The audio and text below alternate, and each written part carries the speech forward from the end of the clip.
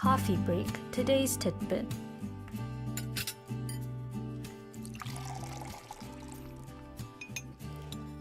And back joining us in the studio for coffee break. Today's tidbit is Angela. Angela, hello. Hi, SJ. Angela. Yes. Did you know my car has a name?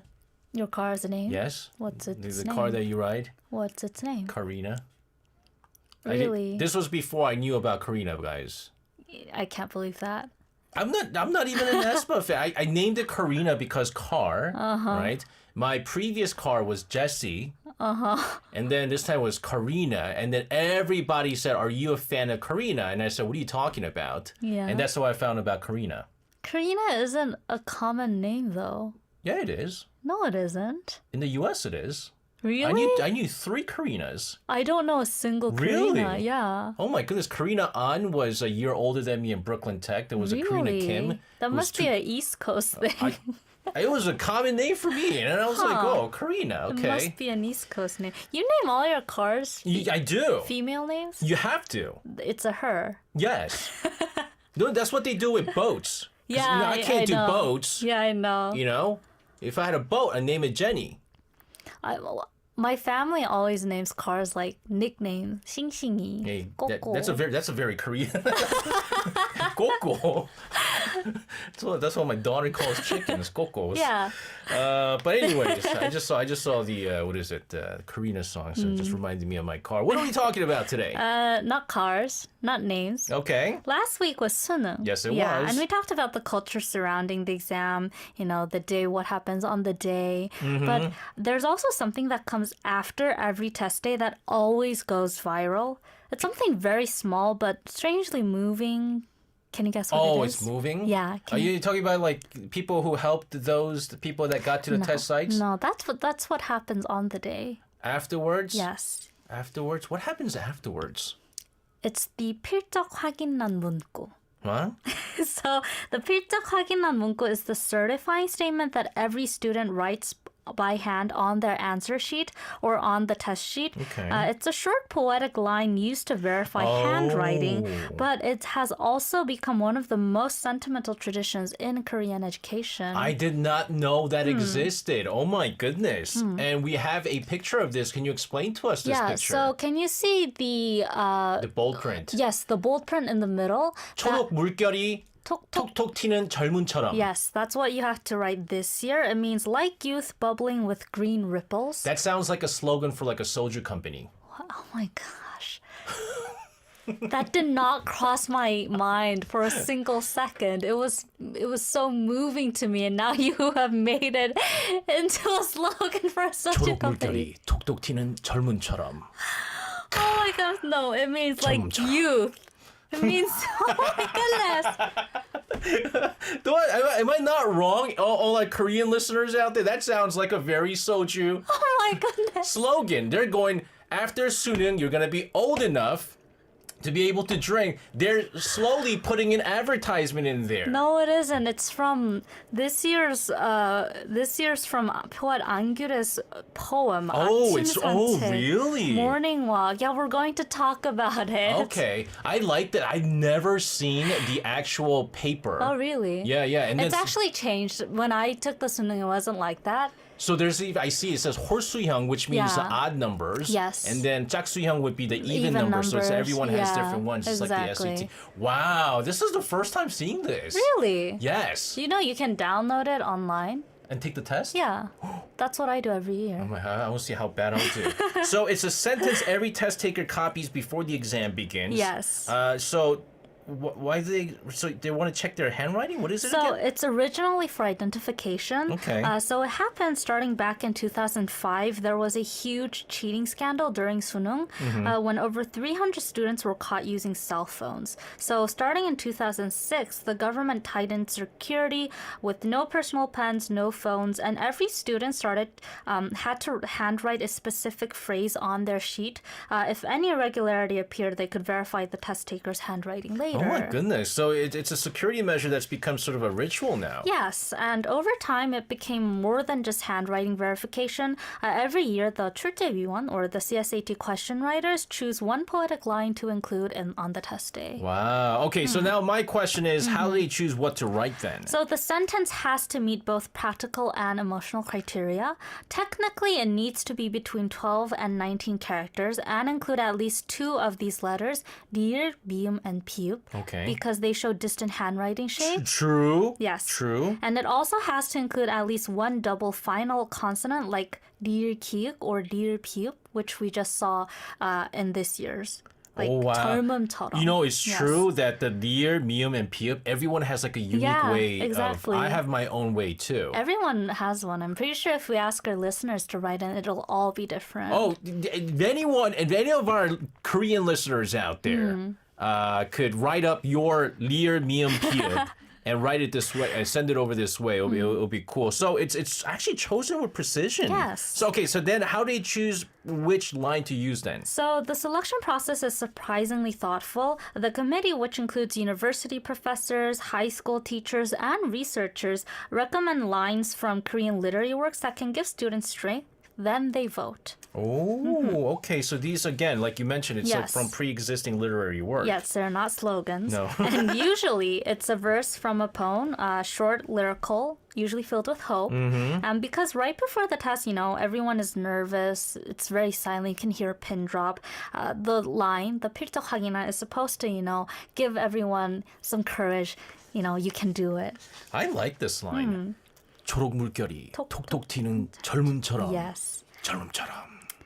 Which means like youth bubbling with green ripples. I did take some, I translated it to sort of match the poetic vibe. It's from poet Anggure's piece 아침 산책 morning walk. And the moment that line was revealed this year, it spread everywhere online. People said it captured, the freshness and vitality of youth that, the test takers are. You know what's interesting is I can't believe this. I've been covering Suning for years now, Yes. and this is the first time I'm hearing about this. Really? Yeah. Say thank you, Angela. Thank you. Thank you. Thank you, Angela, for bringing in today's tidbit. Where is it? Dr. Lee said they indeed are sentimental. Yes. Until SG said soju. I Yes. apologize. Again, really poetic for something that's on a test form. Yeah, and it's part of the tradition. Each year's line carries a tone of comfort. For instance, last year's line was 저 넓은 세상에서 큰 꿈을 펼쳐라. Sounds like a slogan again. Unfold your great dream in this vast world. Again from a poem 하나뿐인 예쁜 딸아 by 곽의영. Unfold your great dream in this vast world. Korean Air. And before that, in 2023, it was 가장 넓은 길은 언제나 내 마음속에. The widest road is always within my heart. The widest road is always within my heart. Hyundai. Why do you keep on? It all sounds like a commercial. No, these are all from poems. This is beautiful. No, it's that beautiful though. Yes, it it's is. that beautiful. I'm joking around here, but it's beautiful. So much so that it sounds like a beautifully created Yeah. slogan. And actually, many of them are from Korea's most beloved poets. 정지용's 넓은 벌 동쪽 끝으로 옛 이야기, at the eastern end of the broad plains, old stories whisper, was a phrase that was used one year. And Yoon Dong-ju, Korea's most beloved poet, also appears often. His phrase was 이 많은 별빛이 내린 언덕 위에, on the hill where countless starlights fall. And these phrases aren't just literary; they're actually a reminder of Korean culture, history, hope, all sprinkled into one line. Can the same phrase be used multiple times though? Yeah, in fact, 정지용's poem 향수 has appeared 3 times in Suneung history. Wow. It's the record holder. You can see how much Koreans love this poem. Okay. His line 흙에서 자란 내 마음 파란 하늘빛 means my heart grown from the earth, blue as the sky, was used in 2006 and again in 2017 because it is so beloved. Wow. And again, Korea's most beloved poet Yoon Dong-ju has appeared for the Suneung 필적하긴 twice, but if we add all the official mock tests, he has appeared by far the most. I think I can understand why this is making such a wave, and I can't believe I'm finding this out for the very first time here. We are going to go into a song break here. 황광인 개코 featuring 오혁 with Your Night, 당신의 밤. Yes. Why? Did you choose this for a particular reason? Because the song uses phrases from 윤동주's poem 별 해는 밤, Counting the Stars at Night, which was also the certifying phrase for Sunung in 2008. There you go. Let's take a listen. Song says we should have SJ take English part exam. It'll be fun to see how well he can do. You're kidding me. I'll probably butcher. So I found out you can do this. Yeah. And I'm actually going to try this. Yeah, you can just download the test online. Yangurum says every year. Why do you take it every year, Angela? Because she's smart. No, it's fun. It's fun to like see how much I remember each year. How much I'm forgetting each I'll tell you year. this. I'm gonna do poorly in everything. I might take a stab at the English part. I think that'll be pretty fun there. This year's Kant question about Kant was really fun. Kante? Yeah. Really? Yeah. There's this. Oh my goodness, that's so hard. There's a question writing committee. Yes. I remember my 고모부, my uncle, who's a professor. He was chosen one Wow. year to be this. That's fun. So you know about it. He was at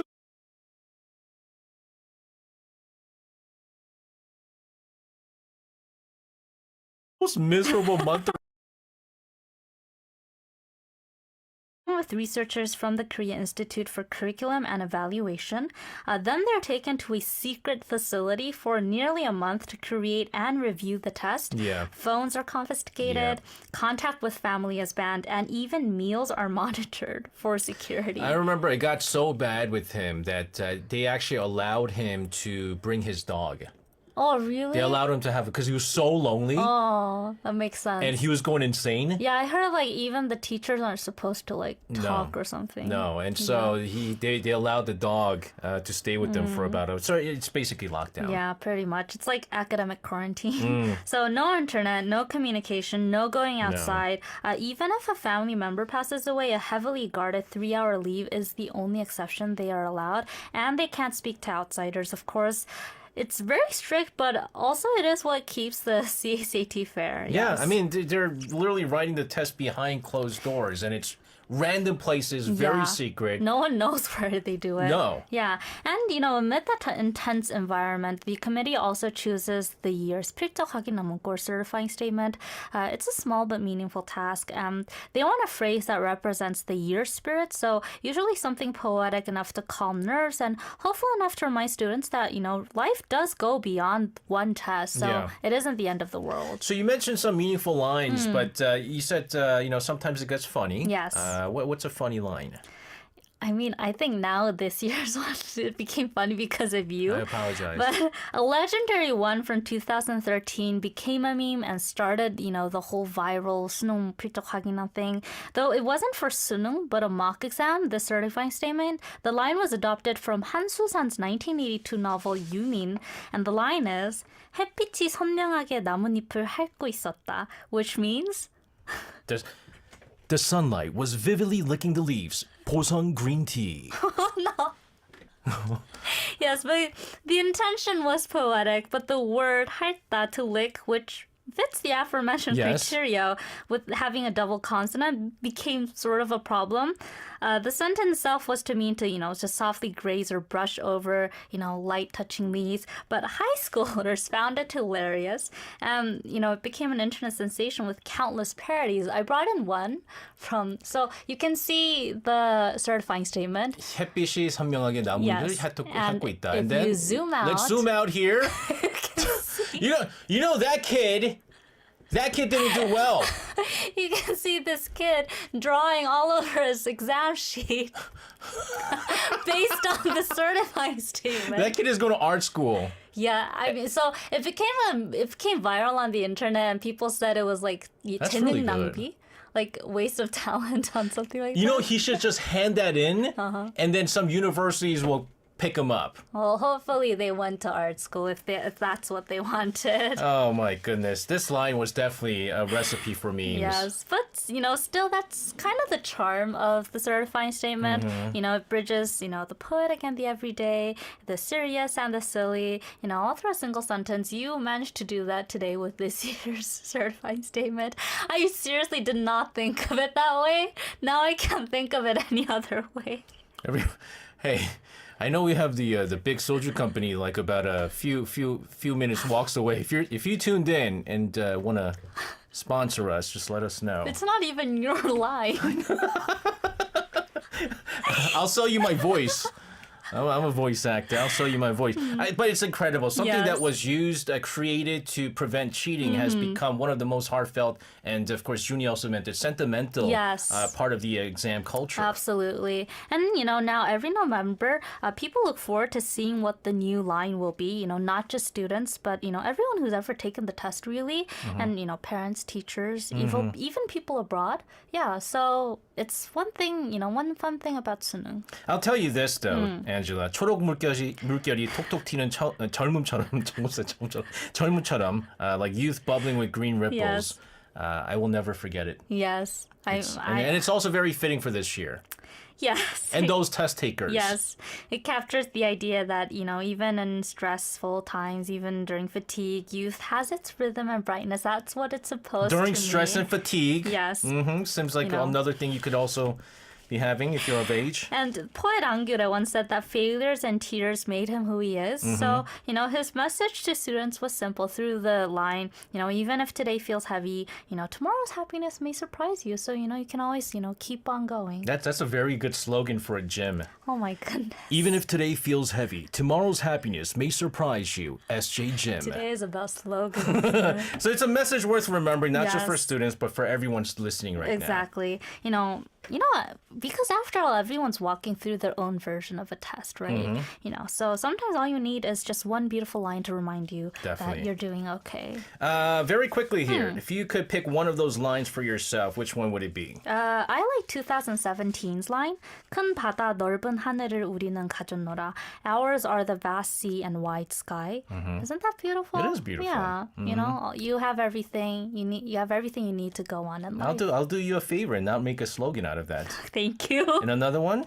Another one. 2013's is also beautiful. 꽃초롱 불 밝히듯 눈을 밝힐까? Shall my eyes shine like a flower lantern coming to life? Very nice. Very nice. All right. There you have it. I learned something new today, guys. This is amazing. I'm looking forward to one of these every year now. Yay! And I'm going to take that not the SAT, the 수능 English part, Yes. and I'll show you guys the grade afterwards. Angela, fantastic stuff. Thank you so much for this. Have a fantastic rest of your night. We'll see you again tomorrow. See you tomorrow. And sending around to the studio, let's take a listen to a song from Toyoung with Little Light Pandipur.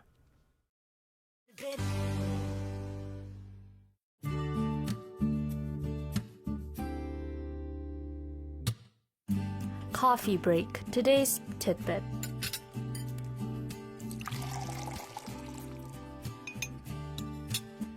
And it's time for a coffee break. Today's tidbit. Joining us in the studio, Angela. Angela, what was that? I don't know. It's all right. I think I got tongue-tied. No, monkeys fall from trees too. It happens. It happens. Yes. I mean, after how many episodes of Coffee Break today's tidbit do we have, I think I've passed 100 episodes. Did of you Coffee really? Break. Yeah, I think so. You must have. Yeah. We... Because the culturing past 100. 8 months. We did 8 months. 8 times 4, 32. Right, 32 weeks, let's say, times by 5. Oh, you're on your way to like 200 now. Wow. Oh my goodness, very nice, very nice. All right, what is our episode 170? I don't know what episode it is. What's our tidbit today? Well, we usually start with a question. Sure. If you had the chance to stand in front of one artwork right now, something really iconic like the Mona Lisa or say, what piece would you want to see in person? I heard the Mona Lisa is very underwhelming. You haven't seen it in person, though. I haven't seen it, but I heard it's a lot smaller than you really think it is, and you can't really. Well, really that's see the it. thing. Whenever people say stuff about something, it's usually because they talk about the bad stuff before they talk about the good stuff. Okay. So, I mean, but the Mona Lisa, like something iconic. I would like to see. I would like to see a Jackson Pollock. Wait, but you lived in New York. It's quite easy to see one. If you go to MoMA. I didn't go to MoMA ever. What? I've never been to the MoMA. I'm very uncultured, remember? I've been to the Natural Museum. What is it? Natural Museum? Yeah. Many times. I went to the Science Museum many times. Yeah. I've never been to MoMA. I am shocked right now. I never understood art when I was young. Oh no, we're I was going to... I was too busy being in the streets, being cool, surviving. Maybe you saw like some graffiti art. Yes, yes. So a Banksy. I would like to see a Banksy. Hey, that's a good answer. Yes. Yeah. What about you? I have actually seen this one, but Okay. I'd like to see it again. It's a Korean painting for me. Okay. The 인왕 채색도. Have you ever heard of it? No. It means clearing after rain at Mount Inang. You haven't heard of it. No, but I think it's one of those things where if I see it, I go, oh, that's what it's called. Okay. But like the reason I'm talking about it is because right now people in Washington D.C. in the United States are looking at it right now. Right now. Yeah, well, right now. Well, probably not right Yes. now. Probably not right now. Right. I know what you mean. Okay, so what's going on? The 이건희 collection. Oh. Yes, the legendary collection donated after 이건희's passing finally opened its first ever overseas exhibition this past weekend. Wow. Okay. Now, Lee Gun-hee, the late Lee Gun-hee of Samsung, Yes. is a renowned Yes. wine enthusiast and car enthusiast Yes. and art enthusiast. Yes, he collected a lot of art pieces. Yes. Where's the exhibition being held? It's being held at the Smithsonian's National Museum of Asian Art in Washington, Okay. D.C. It was actually supposed to open on November 8th, but the U.S. government shutdown delayed everything by a week. And finally, on the 15th, the doors opened. Okay, and this is the first time the collection is being shown abroad? Exactly. Ever since the Samsung family donated 23,000 pieces in 2021, yeah, the largest cultural donation in Korean history, everyone wondered when, these treasures would start traveling, and now it's happening.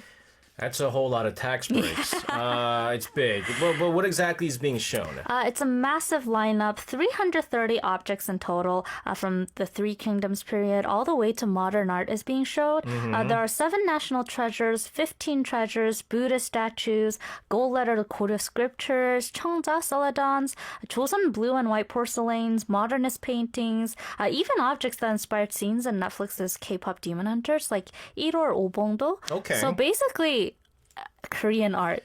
Everything of Korean art. I mean, we're talking about who once was the richest person in all of Korea, who liked the finer things in life, and he had just about everything. It's a huge range. Yeah, it is. And the curators actually designed 10 thematic galleries for this exhibition. Royal palaces, Buddhist temples, Confucian academies, scholar studies, each showing a different face of Korea. And the exhibition intentionally pairs traditional pieces with modern and contemporary works to show the continuity in Korean art. All right, I'm excited for this. I studied Asian art in college. Yeah, but you don't know 인왕 채색도. I don't know if it was covered, but all I have to say is I had a hard time. Every painting was a mountain Yeah. or a Buddha statue, and they all looked the same, and I had to memorize the dates, the titles, and it was tough. Let's look at the highlights. What are the visitors excited about? Well, I mentioned it, but you haven't heard of 정선? The city? Okay, so you haven't. So the 인왕 채색도 is one visitors are really excited about. Even the Smithsonian curator called it the Mona Lisa of Korea. The Mona Lisa of Korea? Yes. Okay, is this the Mona Lisa of Korea? Are we looking at this? This is the 인왕 채색도. It's a black and white, like 먹물, like what do you call it? A ink painting. Yes. Yes, it's Gyeomjae Jeongseon's 1751 masterpiece, which was drawn during King Yeongjo's time. The landscape right after summer rain, the wet rocks of Inangsan, the mist rising in the valley, you can all see it. It's a huge piece. You've You never know what's seen it? crazy? What?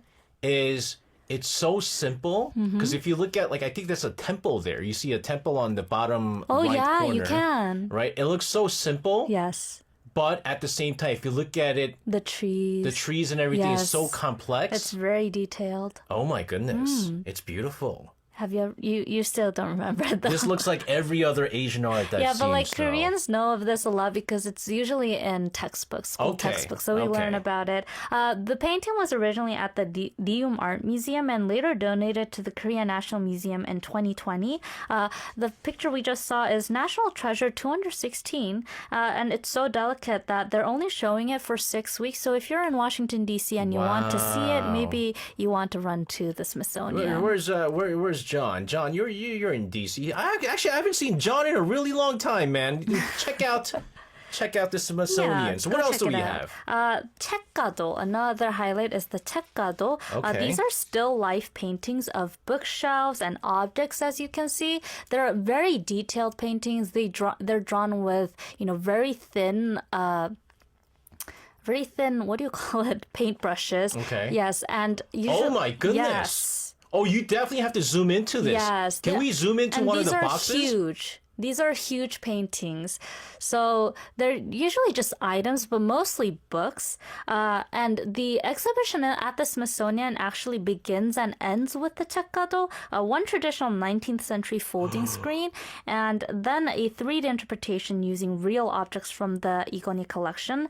And it's symbolic because the whole exhibition is about, collecting, treasuring, and sharing. You know what the crazy thing about this painting is? Is that the lines are so simple. Yes. But the inner designs, The details are so complex. Yes, they're very intricate. Wow. Yeah. It doesn't look very Asian. I'll say that. But you don't know about 책가dos. No, I've never seen a textbook in Korea.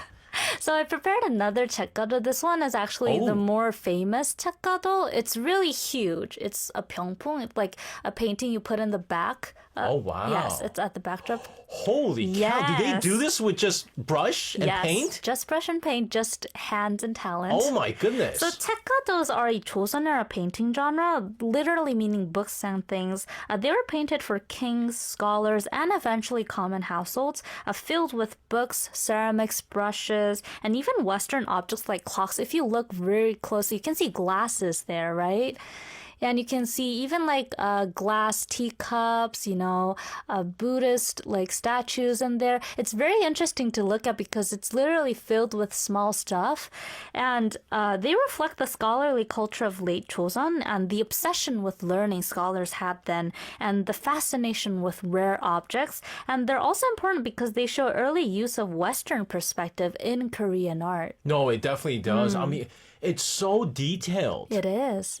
It looks very different from the 책가도. No, this is a 책가도. Oh, that's the whole thing is called Yeah, 책가도. yes. Okay, The the first 책가도 is one a that we genre. saw. Okay. Yes. So the first one we saw very different. Yes. This one is oh my goodness. Yes, and usually we think Korean drawings or Asian drawings to be flat, but these are, not flat. They're actually very 3D. You can feel the objects in there. So it's like Korean version of a curiosity cabinet. And interestingly, 책가도's roots actually do trace back to the 17th century Europe's cabinet of curiosities, which explains why you can see Western influences in the painting. Our producer was saying the same thing. I thought I was throwing gibberish. I was saying that it looked very Western. Yeah, right? you're correct. And in Korea, the reason they're so famous in Korea is because they evolved into something uniquely Korean with the bold colors, the symbolic items, and of course a very strong Confucian identity. Oh my goodness, that's it's unbelievable. And that there's paintings inside that they actually drew in detail, which wild. What else is drawing attention?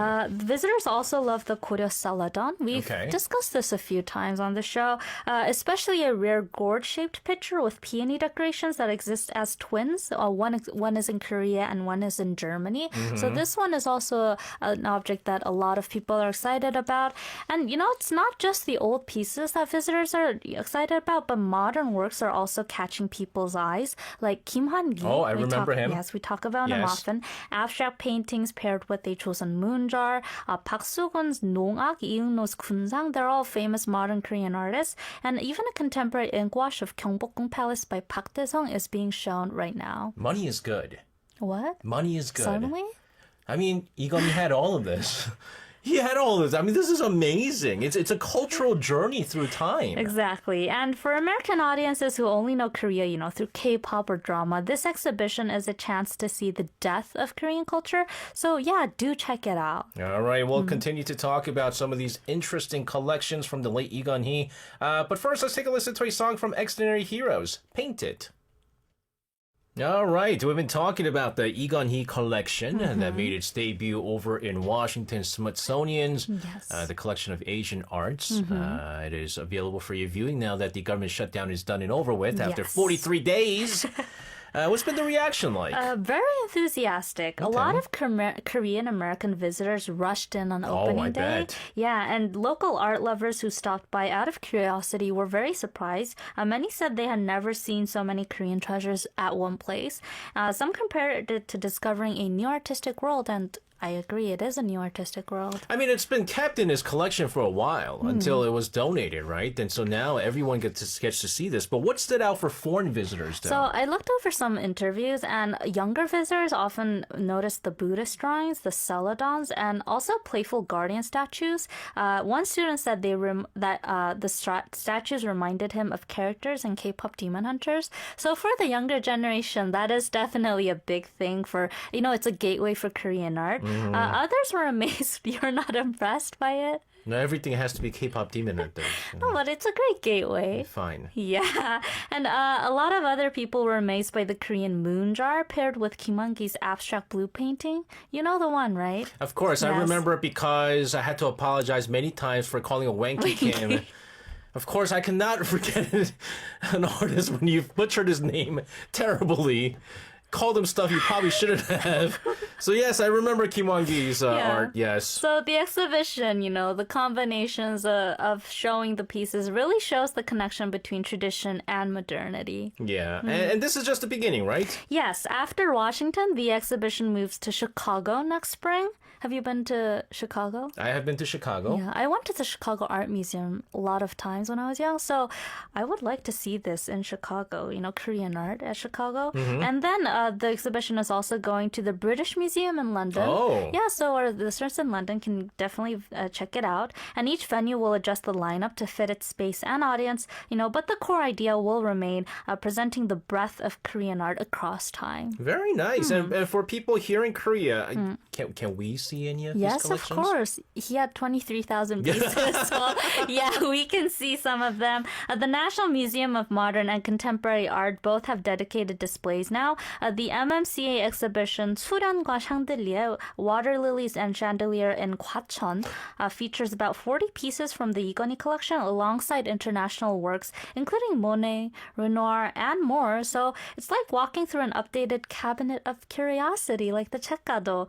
You can check the exhibition until 2027 January, so we have plenty of time to check it out. It's close to where I live. Yeah. Okay. Take your son. No way. There's no way. Why not? I'm not going to no museum with like $1 million art pieces with my wild kids who are going to be running around everywhere. Did I not tell you about the time I took my kid to a science museum and then like he almost destroyed the fossil? Yeah, I remember. But he's older than Yes, he is. Yeah. But my daughter is not now. So the collection is enriching Korean museums while also traveling abroad. Exactly. It's creating cultural bridges at home and worldwide. And, maybe one day all 23,000 pieces will see the light and, visitors will be able to see everything. So, Angela, like, what's the significance of this being like the Igoni collection, though? Well, it does make it a little bit more meaningful. I think Igoni spent his life collecting Korean art, not for private display, but to actually preserve it. His family's donation actually reshaped Korean museum history. It filled a lot of gaps. It added rare pieces and inspired a national conversation about cultural heritage. Some people even call it the donation of the century, and it was big news in 2021. You know why it's also a big deal? Because rich people buy artwork to pass it on to their kids without Yes. being taxed. Yeah. But instead of doing that, they got don't. tax breaks. Yeah. Which is good and also made more people cultured. Yeah, true. Less SJ in this world is a good thing.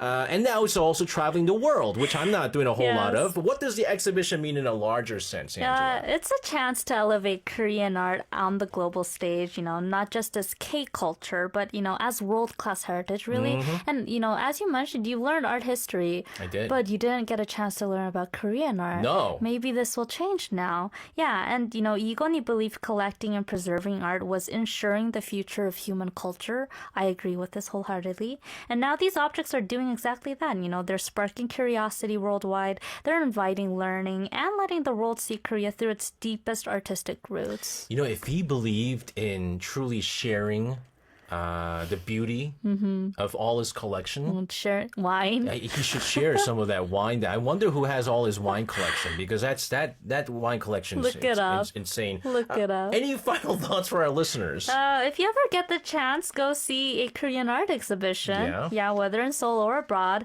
and you'll get to see that Korean history isn't just something to study. It's really alive. The continuity is there. I'll tell you what. I thought Korean artwork was all about mountains and stuff. It It's isn't. not. It isn't. You saw the chekkado today. I did. Yeah. That was beautiful. Exactly. That was if I was that rich, I would have one in my house. And a lot of modern Korean art is also very fun to look at. If ancient stuff isn't your thing, maybe start with modern Korean art. Definitely so. I wish I had the money to collect art. You have the money to go to a gallery and I have a big art piece in my living room, drawn by a very famous artist from Temu. He's drawn so many of the same artwork that you can buy many of the same. Oh my goodness. Bought it for $30. It was Good for you. Wild. Angela, thank you very much for this. It was a great art lesson. And again, for any of our listeners in DC, go check it out. Yes. Have a fantastic rest of your night. We'll see you again tomorrow. See you tomorrow. And sending around to the studio, this is 이달의 소녀 with Paint the Town. The value of K-culture to the moon.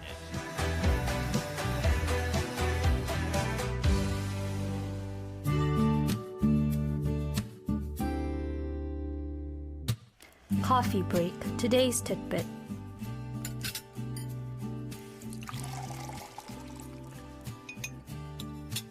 And it's time for our weekdays coffee break. Today's tidbit, and joining us in the studio, Angela. Angela, hello to you. Hi, SJ. Angela, have you ever had to walk around the neighborhood getting salt from your neighbors? No, No. Never had to wear a key on your head? I'm not that old. Yes, obviously. Because I didn't even have to do it. Yeah. If I didn't have to do it, then she probably didn't have to do it either. I'm glad. What are we going to talk about today? You know how retro items trend among the younger generation? We've talked about it. Yeah, but then they're all like, it was us, we started it, it's our trend. No, it's not. Really? We didn't talk about it like that? Well, I mean, we wear the clothes. Like I was saying on Monday's show. Yeah. All the clothes that we grew up wearing. Kids are wearing it these days. Yeah. And then if we wear it, because that's what we grew up wearing, all of a sudden we're young 40. Trying to be trendy. I think you still don't understand Young 40, but... No, I kind of do understand, but I mean, I'm just upset. Yeah, upset. but yes, fashion. Yes. Food is going retro. Yes. We also talked about retro makeup before, remember? Yep. Yeah, but do you also know that music is also an era where retro is gaining traction? Like music, like songs? Well, the songs also, but... Because like songs, for example, like I noticed they did go retro. Remember, like City Pop was in. Yeah, exactly. But I know that who was saying this? Someone was saying that they're using. Jenny was using earplugs. We're going to earphones talk about that. That's connected to the phone. We're going to talk about that. So, are you talking about that, like retro? Yes. But the biggest example, you just mentioned it, wired earphones, like churyopon in Korean, are officially back. Ridiculous. For years, you were using earphones right now. Yeah, but then that's because there's no wireless ones. That's why. For this, there's no wireless. Yeah. Obviously, Well, if there was wireless, I'd use it. Yeah, because for years they were practically extinct because of, wireless earbuds. But suddenly Gen Z has revived them as a fashion statement. And, it's not just influencers. You mentioned Jenny, right? Yes. aespa's Karina, NCT's Mark, all showed up at airports with those, white cords dangling from their ears like it's 2007. 2007? Is it that long? Yeah. Oh my goodness. So wired earphones are trendy again. Yeah, very much. In fact, a few weeks ago at Hyundai Seoul in Seoul, the pop-up for the brand AEAE had a straight-up open run. Like is that what it's called? People were going to buy earphones, churyopon, like wired earphones. So this is the pair that everyone was rushing to get. These are... Let's look at the picture Yes. here. So people lined up before the mall opened just to grab a pair of 19,901 custom wired earphones. These are about $15. They sold out so fast that the company actually moved up their official release date because resellers were flipping them for double the price. And they're just dotted earphones, but people were rushing to get them. First of all, it looks like a drawing.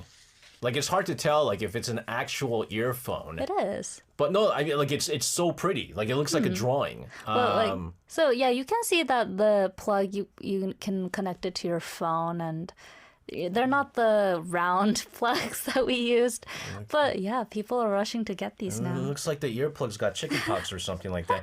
But why wired earphones? There's a reason why people started using wireless because it gets They're tangled. comfortable. But do you know I actually used wired earphones for until last year?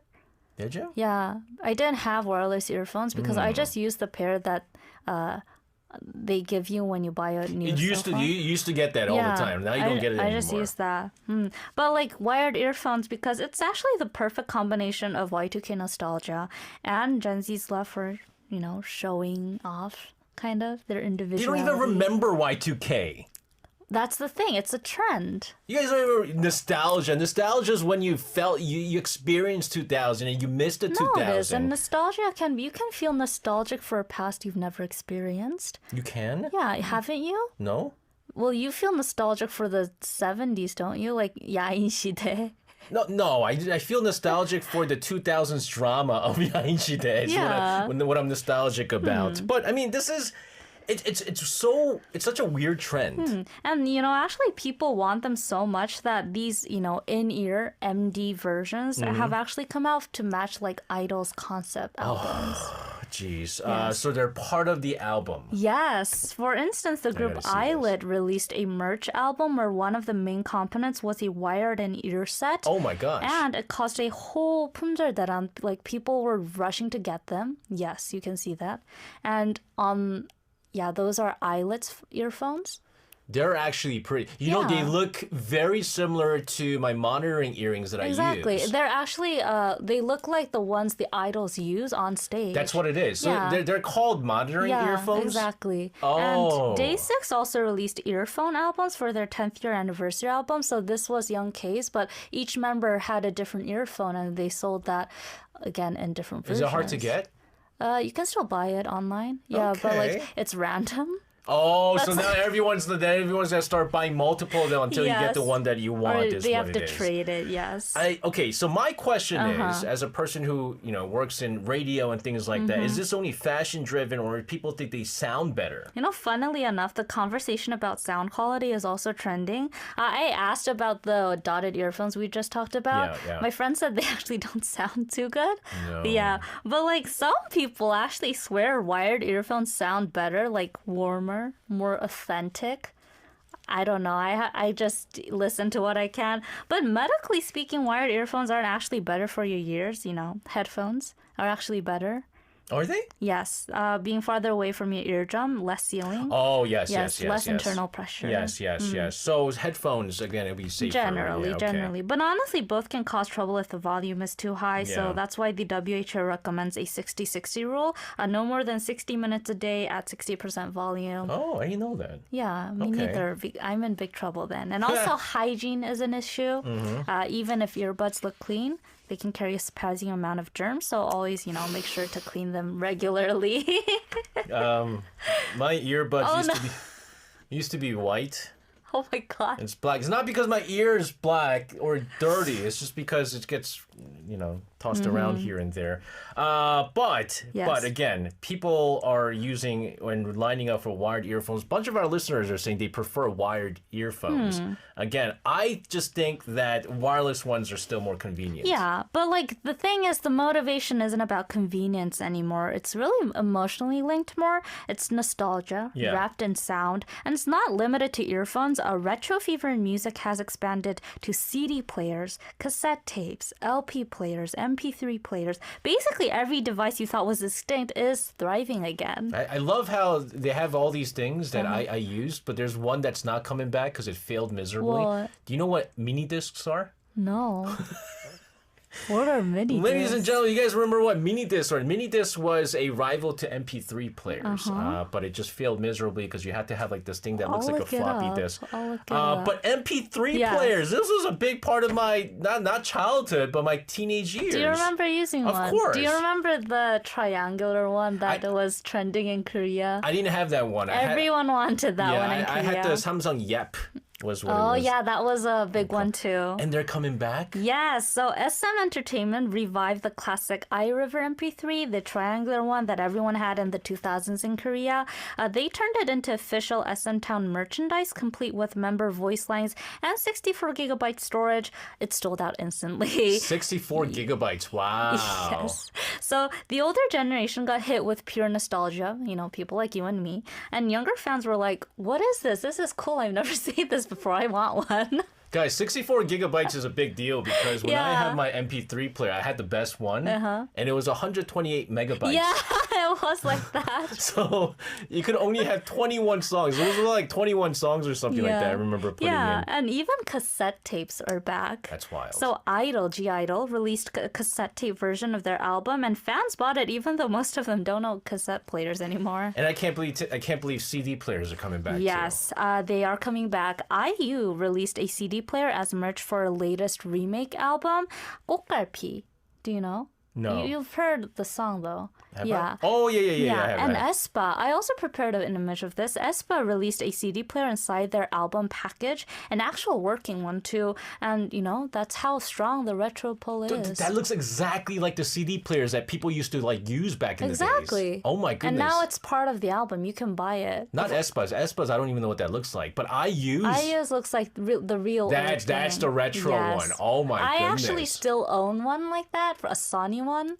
And I sometimes use it, but yeah, it's just, this is nostalgic. And then if you run with it afterwards, it starts skipping. So you have to get the anti-skip ones, but those don't even work neither. Oh, my goodness. So what's driving this though? Why is everything retro hitting so hard with the young people? Part of it is what cultural researchers call digital nostalgia. For Gen Z, analog devices are a completely new sensory experience. They didn't grow up rewinding tapes with a pencil or flipping a CD booklet. Do you remember doing that? I do. remember doing that. So these items feel new and charming for them. And for millennials and older fans, it's very comforting. It's like a time machine back. So really, I do want one if I can get hands on one. It's like when you listen to the cassette tape so much, they say it stretches. Yeah, it stretches. So you 늘어지다. have to put it into the freezer. Yes. That's right. VHS tapes too. I used to do that. So Yes. in a way, both sides meeting in the middle. Yes, exactly. Retro gives younger fans a fresh identity and older fans emotional warmth. And for idol fandoms, physical items like earphones or CD players we just saw create a feeling of, owning the moment, not just streaming a song. And, that's why the retro trend isn't just aesthetic, it's very deeply emotionally connected. There you have it. I have to say, I really like that, the earphones from Eyelet. And speaking of which, we'll take a listen to a song from Eyelet, 빌려온 고양이, Do the Dance. Now, we've been talking about how music's even going retro these days, so it's not about just the wired earphones. The whole retro lifestyle is coming back. Exactly. And that retro wave is showing up across the K-pop industry in fascinating ways, really. The aesthetic is visual, musical, and even tactile. Do you know what I mean? Yes. For example, yes, New Jeans made the VHS effect huge again with the Ditto music That's video. right. And that encouraged actually a revival of camcorder visuals. I remember that. Yeah, even I bought a camcorder. They started selling that, Yeah. right? And what is it? Like Tika. Yes, Digital camera. yes, they're still big. I actually bought a used camcorder and used it around to make videos with my friends. So yeah, and at the same time, idols also started carrying items like Tamagotchis, Oh, get out of here. MP3 players, old school flip phones, mini LPs, all turning into also sold out merchandise. Do you remember using a Tamagotchi? When I was in elementary school, Tamagotchis were big. And Tamagotchi. That's what we called it. And then it sold out everywhere, so I had to get the ghetto one. Oh, there's a ghetto one? Gigapets. I didn't know. It was Gigapets. It was a secondary one that was made by an American company. Wow. But yes, I remember. Yeah, they're actually back. Stray Kids actually recently released their own Tamagotchi as official merchandise featuring their characters, and it sold out in one day, showing how powerful this retro wave has become. Wait, so you're taking care of the Stray Kids members? Basically. So you starve them and stuff like that? You starved your Tamagotchi? No, because you forget sometimes. I can't look at it all the time. Well, that's why you try not to starve them, I guess. Well, you mentioned earlier something interesting, Angela. The trend isn't only about style, it's also Yes. psychological, you said. Yes, researchers say nostalgia becomes stronger when society moves fast, actually. When technology advances quickly, people crave something that feels slow, warm, grounded. Retro items slow the moment down. Yes, They do. Pressing a CD player, untangling earphone codes. No, that's still no. Or clicking a cassette tape. Yes. That is very nice, right? Those analog actions give people a break from constant notifications and speed. It's almost like self-care, right? Yes, exactly. Retro is a way of comforting ourselves. Younger fans experience novelty, older fans experience familiarity. Both groups feel something soothing. And in K-pop specifically, though, like Yes. physical items are emotional collectibles. Yes, that is a big thing. For example, vinyl albums are selling out even among people who don't own turntables. In Seoul, the Seoul Record Fair was packed recently with fans in their 20s and 30s digging through boxes of old LPs. Many didn't even own turntables. They just wanted the vinyl as a display item. Yeah, which is cool. Yeah, and even groups like Blackpink's Rose, I have a picture of her LP here, and NMIXX have all released vinyl versions of their albums, proving LPs have shifted from listening devices to collectible art pieces. And Rose actually, I think, had 4 different versions of her album. Jeez. But they're all very pretty, so a lot of people wanted it. No, it's a good way to put it on the wall, I think. Like as if you won like one of those awards, right? Like from the what is it? Those record, when you get like the golden record and then the platinum record and stuff like that, put that in a frame and then put it on your wall. It's a collectible. Yes. And I mean, I've heard about this, but it's not just in Korea, right? Yes, in the US, for instance, vinyl sales have exploded as well. Taylor Swift sold 1.2 million vinyl copies in a single week, which critics are calling a full vinyl renaissance. Look, like the thing about vinyls, I like to go to LP bars. Yes, me too. Sometimes. It doesn't sound better, but it sounds nostalgic. Exactly, that's the whole thing with the trend. But I could say that because I remember listening to the LPs, and it just gives you that warm feeling that the. But I also remember listening to LPs. Yeah. So you can say that it sounds nostalgic because I remember. Like, who's to say that people who are in their teens don't feel nostalgic when listening to LPs? Maybe their parents had LPs and they had. Well, they then listened to it when then you growing have up. experienced it. Exactly. Then you have experienced it. But That's I'm saying. the thing. Retro things, everyone can experience it and continue to experience it. I'm telling you, this is a marketing scheme. It is part marketing scheme. It's a marketing scheme. But Don't it's fall still for it. fun. No, it is fun. Yes. To be honest with you, I love it because I grew up with it and I like to see it again. Yes. But Same thing is happening with cassette more versions as expensive. well. Yes, collectibles. Yes. That's the thing. I still have my HOT cassette, by the way. Really should bring it in. Yes. Do we have more to talk about this? Yes, because this is a 2-part series. Love it. Yes. Today we focused on, all these retro items, MDs. Tomorrow we'll take a deeper look how retro music isn't just a trend, but really a cultural shift in lifestyle. Walking down memory lane, ladies and gentlemen. Angela, lovely stuff. We will see you for part 2 tomorrow. Until then, Yes. have a safe rest of your night. We'll see you again tomorrow. See you tomorrow. And sending around to the studio, let's take a listen to IU with Square's Dream, Nemoe Kum. Coffee break. Today's tidbit.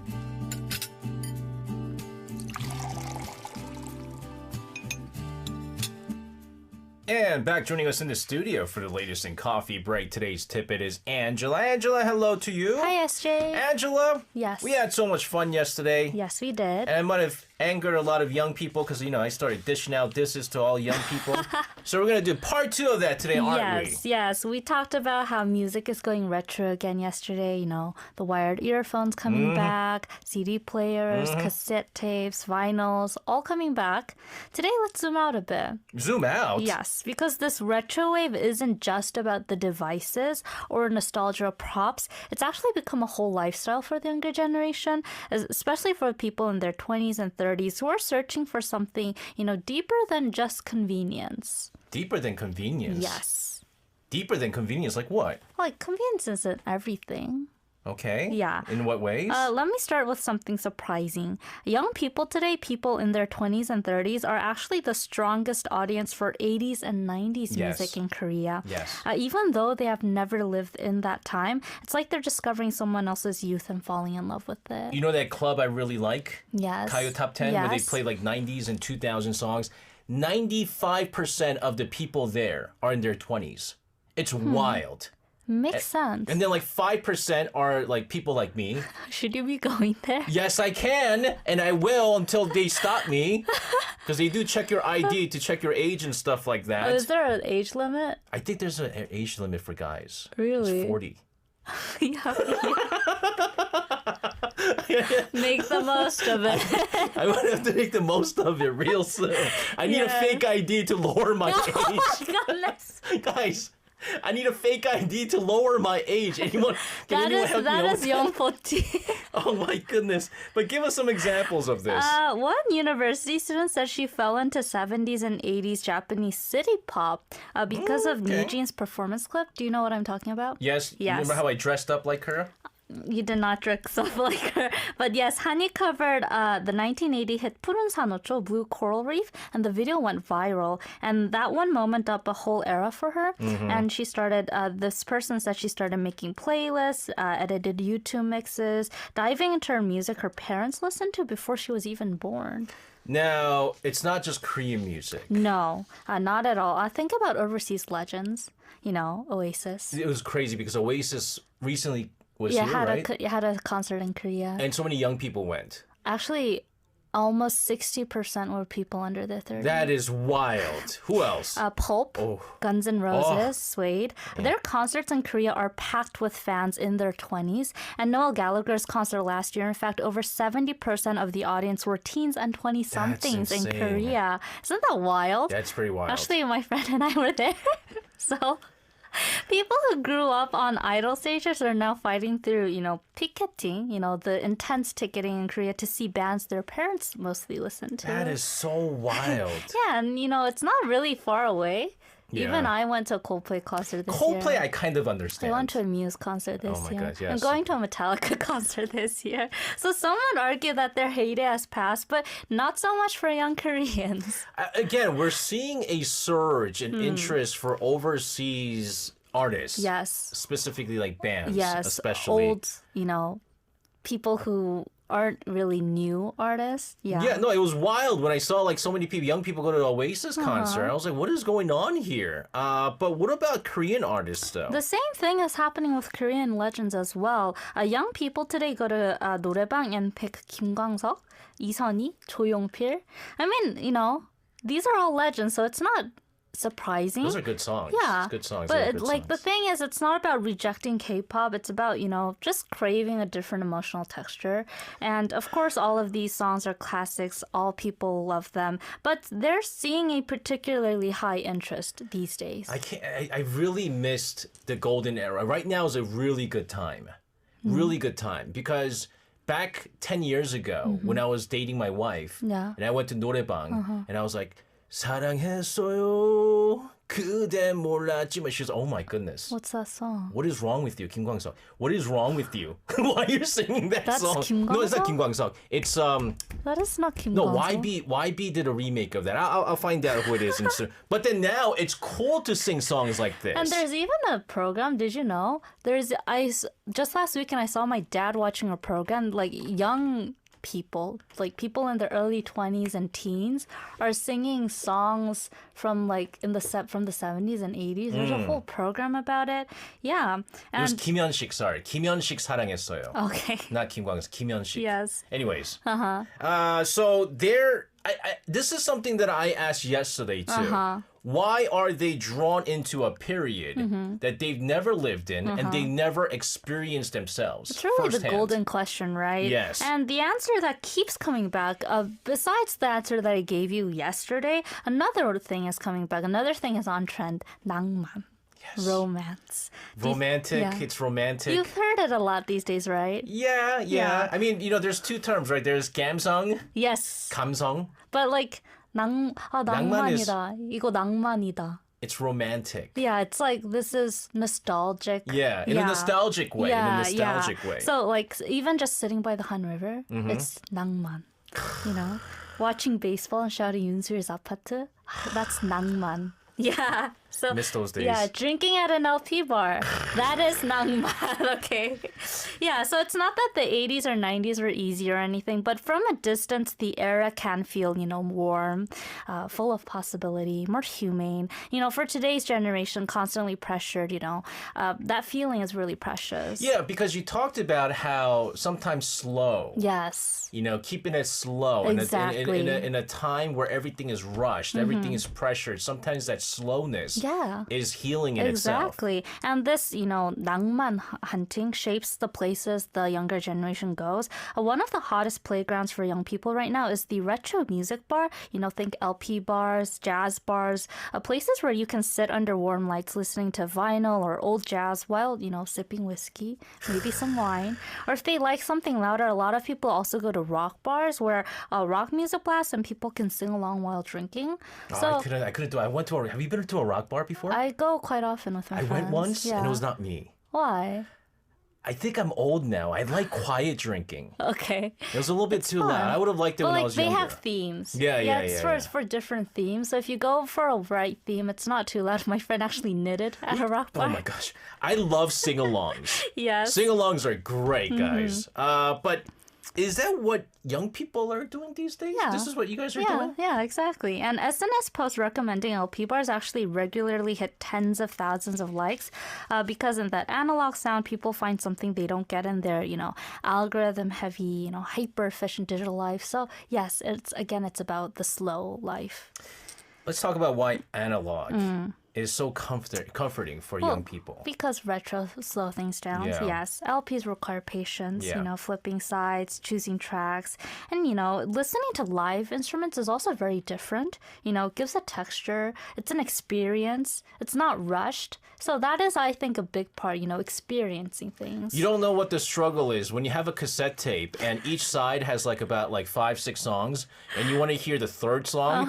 You have to You have to fast forward it and listen. No, not yet. Not yet. And then you pass it. You pass it, you have to go back and you go. That's why it stretches so much because you do this. You just have to accept it. You do. It's the struggles, but we enjoy that. Yes. And to the point where we sometimes just forced to listen to the entire track, Yeah. all the tracks, and they're all good stuff. And this is all connected to concerts now. Absolutely. What just happened in Korea right now, just look at what happened in Korea this year. Pulp came to Pentaport and filled the venue with over 40,000 people this year. Muse performed at massive stadiums and Korea sold out. Oasis reunited after 15 years and sold out a 50,000-seat show instantly, with 20s and 30s making up over 80% of the ticket buyers. And for younger fans, it's, the rare chance to experience legends they've only seen on YouTube. And for older fans, it's revisiting the soundtrack of their youth. So everyone is meeting in the middle. Oh my goodness, everyone's talking about all these old school singers they're singing. Nyan was saying, my parents introduced me to Aerosmith and Air Supply. Air Supply. Wow. I'm all out of love. Air Supply came to Korea, I remember, back in 2009, I think it was. They came back almost a decade ago when I was in school. Oh, man. I remember when they came. I got so excited, and I didn't go. Oh, my goodness. Yes. But again, this is amazing Yes. stuff. But I want to ask you before we move on to our song break, why do retro concerts resonate so much? Because these audience aren't just consuming music, they're searching for emotion and experience. So concerts are a big part of it. There you go. There you go. All right, we're going to take a quick song break and continue to talk about Retro Part 2. This is NCTU with 90s Love.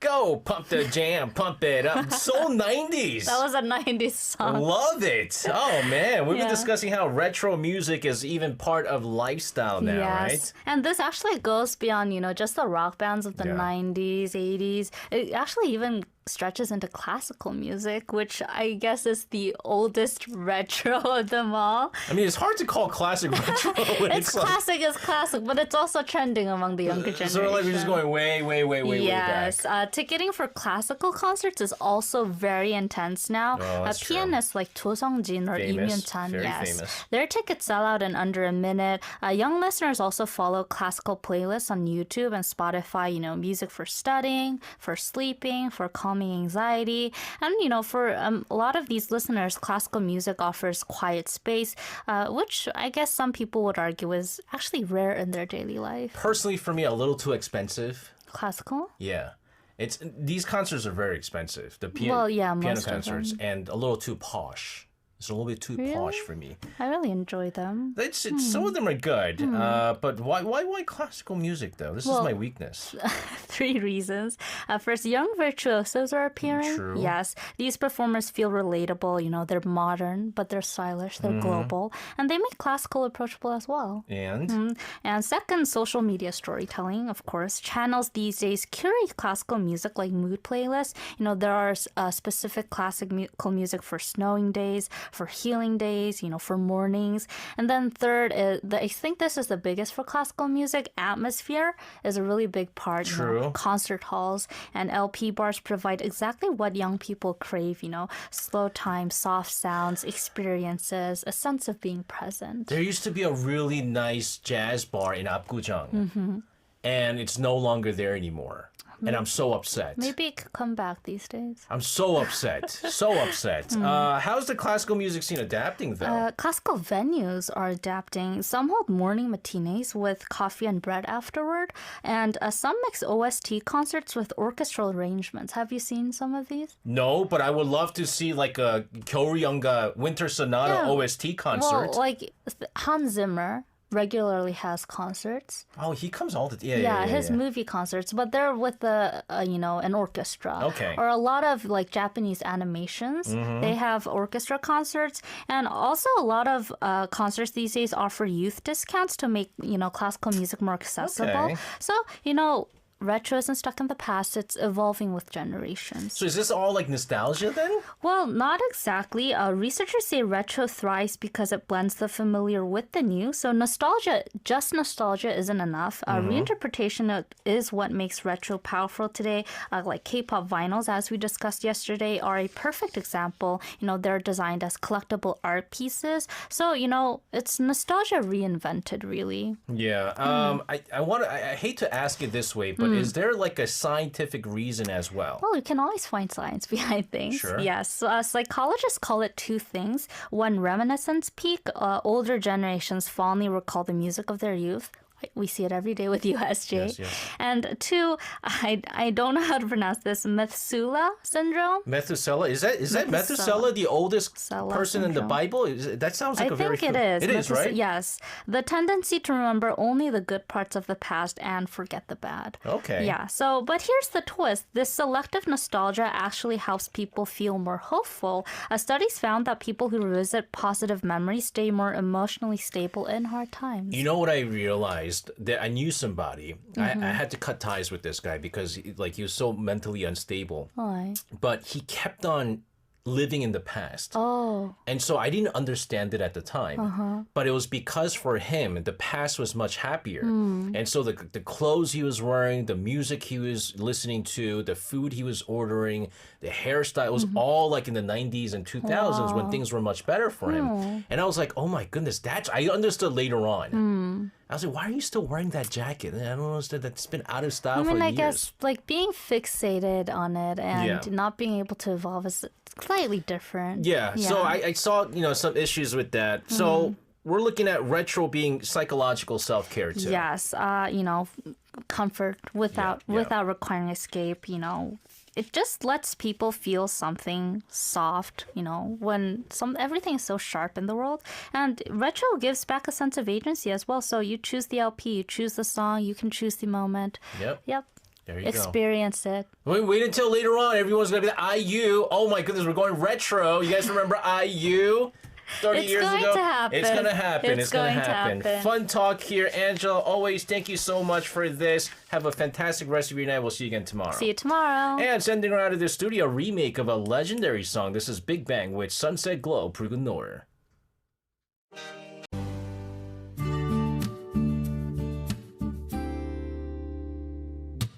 Coffee break. Today's tidbit.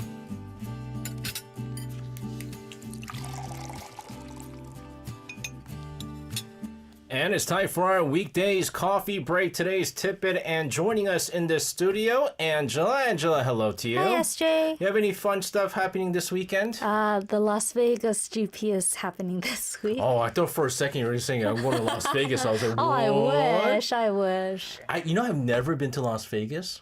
I have been when I was young. But then that doesn't count because you're Why young. not? I have pictures. I've never been to Vegas, ladies and gentlemen. I can't believe this. What happens in Vegas stays In Vegas. Well, you could say that for Seoul too, actually. Seoul is pretty wild. But no. What about you? What? Anything special? No. You know why? I have to keep it down low this weekend. Why? Because next weekend I have my wine gathering. Oh, I see. So if I go wild this weekend, then as I like to say, my wife, 청문회, interpolation session happens. Where's all the wine money coming from? Who are you drinking with? How much money have you spent this year She's on wine? asking the important questions. Yes. Yeah. And so if I want to avoid my interpolation sessions, I'm going to have to stay quiet this weekend. But so. something important is happening tomorrow.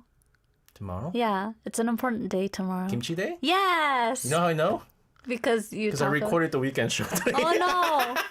Well, we're going to talk about kimchi day today. Okay, it's good because, again, I guess this is a spoiler for tomorrow's show. It's just the opening. It's just a slight opening. Well, I'll give you a little bit more of the tidbits. Fair enough. Fair enough.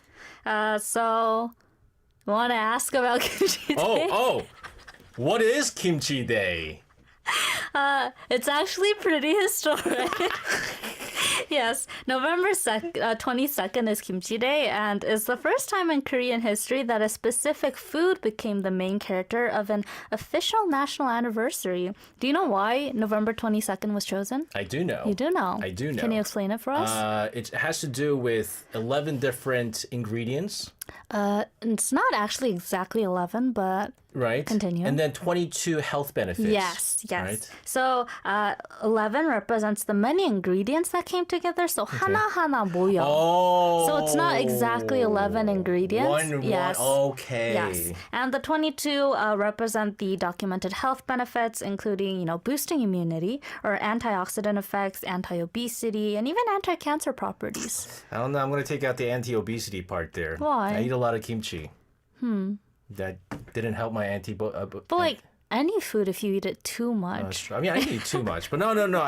It does help because the fermentation, all that good stuff for your stomach, the gut health, it's really good for you. Exactly. A lot packed into a jar of kimchi, really. Yeah, and around this time of year in Korea, late November through December, the entire country basically enters kimjang mode. You know how I know you lived in the U.S.? Why? Because you say jar of kimchi. Because in Korea, they don't sell kimchi in a jar, do they? It's 단지. Oh, that's what you meant? Yeah. Okay, because in the U.S. they sell overseas they sell kimchi in like a glass jar. Oh, well, we didn't buy kimchi when we were in the States. Your mama made all that? My mom made the kimchi all the That's time. amazing. That's Yes. amazing. And of course, with the kimjang season, there's a lot of Yes. events happening. Yes, all across Korea we get kimjang festivals, kimchi markets, kimchi-themed cultural events, places where you can buy the freshest ingredients, taste test regional kimchi, or learn different recipes. And cities, organizations, companies, and volunteers come together to make kimchi and also deliver it to neighbors who might not be able to prepare kimchi themselves. It's like a national volunteering season. Yeah, it then. is, because kimjang isn't just food prep. It isn't just preparing kimchi for the winter. It's actually a cultural ritual of community It care. is. Yeah, and that's why the sharing aspect is so important in kimjang. You're not just giving food, you're, giving warmth and really something sustainable for the winter. And of course, this tradition is now being recognized globally as well. Yes, in 2013, kimjang culture was added to UNESCO's Intangible Cultural Heritage List. The reason wasn't just the food, in fact, it was the community aspect. The idea that whole towns and villages and, cities come together to share labor, share food, and, strengthen bonds between generations is why it was listed as, the intangible cultural heritage. I know a number of states and cities celebrate Kimchi Day, but how did it spread abroad, though? So it started in 2021 with California. Makes sense. The first place outside Korea to establish Kimchi Day. And once that door opened, it just, kept going. Now you have Kimchi Day in Virginia. A lot of Koreans. New York. A lot of Koreans. Washington, D.C. A lot of Koreans. Michigan. I don't know about that. A lot of Koreans. Maryland. A lot of Koreans. Georgia. A lot of Koreans. Texas. A lot of Vietnamese. A lot of Koreans as well. Okay. Hawaii. Okay. New Jersey. A lot of Koreans. Yes. Even London's Kingston borough adopted it as the first Kimchi Day in Europe. I know Polina joins her Korean community and goes kimjanging. Wow, that's amazing. It's good stuff there. This is impressive. Yeah, and Argentina made it a national holiday. That's right. Hwang Jin이 told us about this. Yes. Isn't that wild? It's the Yeah. first country to do so. And just this year, Paris's 15th arrondissement designated November 22nd as Kimchi Day, the EU's first official recognition. So why are there so many places actually choosing to adopt this? Is it just solely because there's a large Korean population in those states that we just talked about? Well, I mentioned it, the kimchi culture, but two main reasons. First, kimchi is really trending globally. is. Yeah, It is. it's healthy, it's fermented, it's plant-based. So it really fits every wellness keyword out there, you know. But second, the cultural meaning of kimjang really resonates. The idea of many people preparing food together, then sharing it strengthens community bonds. And, you know, that value just really hits home in multicultural cities that are looking for ways to bring people together. It also makes sense that kimchi would be popular in the U.S. because, you know, American food very greasy, Yeah. very oily. And so acidity of the kimchi cuts through the fat, Yeah. the fattiness and the oiliness of the food, and it balances out, and it's actually really good. But like that's what Koreans think. I know a lot of people, you know, who first taste kimchi and are like, They "What don't is like it. this?" I got made fun of back in the Yeah, days. that's what happened, you know, in the past, but now it's changed. Okay, but we also, we should talk about how local events, what some of the local events that are taking place, right? Yes, and one of the biggest is the 가락시장 or 가락 Market Kimjang Festival. Oh. Yeah, this year was in fact the 18th year of the event. On November 17th, Karang Mall was filled with volunteers like merchants, market workers, students, even foreign volunteers, all wearing aprons, the, you know, iconic red gloves you wear, and mixing massive tubs of kimchi paste. But how big are we talking about, It's huge. They produce 100 tons of kimchi. 100 tons? Yes, that is about 80,000 heads of cabbage. All donated to 10,000 households in need. Oh, wow. Yes. Even during the pandemic, when gatherings were banned, they continued this. They kept the tradition alive by producing pre-certified kimchi boxes for distribution. So this festival really is a symbol of resilience and community. And again, going back to the traditions, the community coming together and things like that, Exactly. volunteer work. This is incredible. Yeah, and people often talk about Korean 정 Yeah. when, you know, that emotional sense of warmth and caring. And kimjang is actually one of the best visual examples of 정, I think. You know, you have strangers all coming together, you know, helping each other lift giant batches of cabbage to make, you know, this very heartwarming food. You know, where our listeners talk about Jung, you know what they think about? The chocolate pie. Angela Jung. Oh. Thank you. But Angela Jung, the one that I'm familiar with, Yes. with is the one in Seoul. Yeah. Seoul Plaza, sorry. Well, that one actually is a big one. Yeah. Before 2019, Seoul had a huge Seoul Kimjang Culture Festival Yeah. at Seoul Plaza. You know, a lot of people, thousands of people, foreign visitors made kimchi for the first time. And entire exhibitions dedicated to regional varieties and historical styles were shown. But it actually hasn't returned in the same form recently. Oh, really? Yeah, but the idea is behind it and continues in different programs. So you can see it in other programs. Because I know when they did that, you know, We it was, did it was interviews, big, and then you know, they also donated to seniors who can't Yes. do kimjang anymore. We'll continue to talk about kimchi day, all of that stuff. I have to say, Angela, I'm confused. Why 이하이 hold my hand? 손 Because 잡아줘. kimjang is about, you know, working together, holding hands. Okay. This is 이하이 with hold my hand. 손 잡아줘요. Kimchi and kimchi day, and we all know kimchi has different varieties Yes. and styles. Yeah, there are actually over 250 documented types. Kimchi isn't just, you know, the red, spicy Napa cat. That's the bitch most we think of. common, Yeah, but- that's just one version, the most, you know, internationally recognized Yes. one. So what kinds are we talking? I mean, we can't go all 250, No, but we let's talk can't. about some of the other ones. I'll talk about the famous ones. Sure. Cabbage kimchi, 배추 kimchi, radish kimchi, Do that in Bubba's voice. Bubba's voice. Yes. You know, Bubba shrimp, Forrest Gump. Lemon What? shrimp. Butter shrimp. Radish kimchi. Cute radish kimchi. 깍두기. Yes. fresh kimchi, 겉절이. Oh, I love that. I love 겉절이. That's my favorite. 동치미, Great. 나박김치, 갓김치, which is mustard leaf Oh, kimchi. I love it. Yes, we also make cucumber kimchi, garlic chive kimchi, 파김치. I love it. And 보쌈 kimchi, which we always eat around this time of year. It's the one that's wrapped like a gift and stuffed with like pine nuts and chestnuts and pears. And then we also have white kimchi, 백김치. For the kids. Yes, and even things like broccoli kimchi. Yeah, this is where it gets wild. Or persimmon kimchi. I even saw a recipe recently for olive kimchi. So Koreans have tried everything to make it into kimchi. You know Austin, your Yes. friend Austin, Yeah. eating what is given, he recently made cilantro kimchi Wow. and 고수 kimchi. gosu kimchi. Apparently it's something that was popular in North Korea. Huh. And he made it, and I really want to try it now. But he did say that the fermentation process kills off a lot of the Really? the like the taste, of of the gosu? Yeah, cilantro. Oh, then I'd like to try it. Oh, you can't eat cilantro? Because I'm actually allergic to it. My tongue goes numb. Oh, no cilantro, no cilantro.